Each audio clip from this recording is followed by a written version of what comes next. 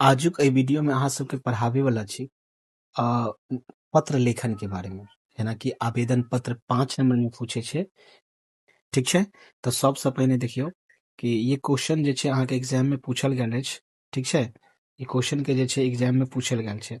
Question छे कथी कि निर्धन छात्र कोष सँ सहायता प्राप्त करबाक लेल प्रधानाध्यापक के आवेदन पत्र लिखू।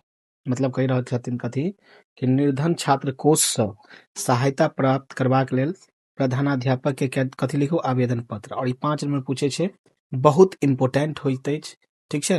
तो एकरा बढ़िया से देखू और हम अहाँ के सिखाएब कि पत्र केना लिखल जाय छे। इससे पहले जे अहाँ सीखने छी ओकरा भूल जाओ, एकदम पूरा भूल जाओ। जीरो लेवल से हमरा द्वारा जे बतायल जात ओई तरीका से अहाँ पत्र लिखब। 5 में 5 नंबर एबेटा करते, बुझ गेलिए। देख सबसे पहले कॉपी के चौथाई ल देबे, ओना ऑलरेडी कॉपी में तो देले रहे छे, ठीक छे। हम अहाँ के कॉपी पर लिख के बता रहल छी ताकि आगे समझे में दिक्कत नहीं हैत। तो लिखब कथी सेवा में, की लिखबे सेवा में, सेवा में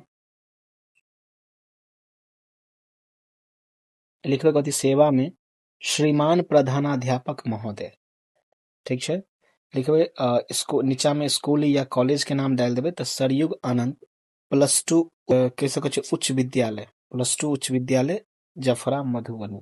हाँ अपना अकॉर्डिंग जे छे आप स्कूल के नाम अहाँ डाल सके छी, ठीक छे। जेना कि आप लिखबे विषय में, तो विषय लिखे से पहले एक लाइन अहाँ छोड़ देबे। एक लाइन की करबे छोड़ देबे, ठीक छे। तो एक लाइन छोड़ के लिखबे विषय की कह रहल छे, कारण मतलब कारण किया हम मतलब पत्र लिख रहल छी, कारण लिखबे में। तो कारण लिखबे निर्धन छात्र कोष से सहायता देवा मतलब लेबाक लेल अहाँ अपना बारे में जे छे की लिख रहल छे कि निर्धन छात्र कोष से सहायता देबाक लेल किनका कहै छे, तो प्रधानाध्यापक के कहै छे नै। फिर की करब एक लाइन के छोड़ देब और एक लाइन छोड़ला के पश्चात की करबे लिखबे नीचा में महाशय, की लिखबे महाशय। देखो विषय के सीधा सामने महाशय रहते और महाशय ल कॉमा द के जस्ट ओकरा नीचा से लिखबे सविनय निवेदन अछि जे हम सुमन कुमार अहाँक विद्यालय कक्षा 12वीं के निर्धन छात्र छी। निर्धन की छी छात्र छी। हमर पारिवारिक स्थिति बहुत खराब अछि। निर्धनताक कारणे हमरा अपन पढ़ाई बंद करऽ पड़त। मतलब अतेक गरीब छी कि हमर गरीबता के कारण जे छे हमरा अपन पढ़ाई के बंद करऽ पड़त। कारण तै की कर रहल छथि तै श्रीमान सब, देखियो पैराग्राफ के अहाँ की करबे बीच में एक लाइन के छोड़ देबे।